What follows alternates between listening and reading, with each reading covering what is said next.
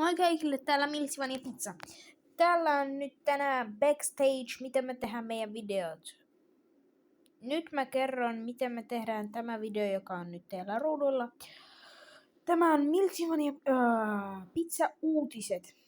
Uusi formaattimme. Mä keksin sen ihan pari päivää sitten ja se tuli vissi tänään tai eilen, en tiedä.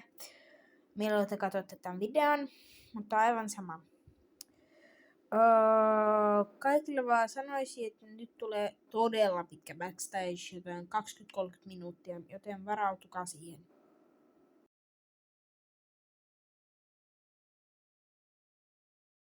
Ensin haluaisin puhua meidän hienoista animaatioista, joita nyt näette. Ne kaikki olen tehnyt vain minä ja yksin.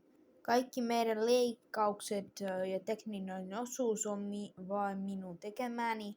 Kaikki tällaiset kuvat ja kaikki sellainen on minun tekemääni. Minä ja yksin teen kaiken sellaisen.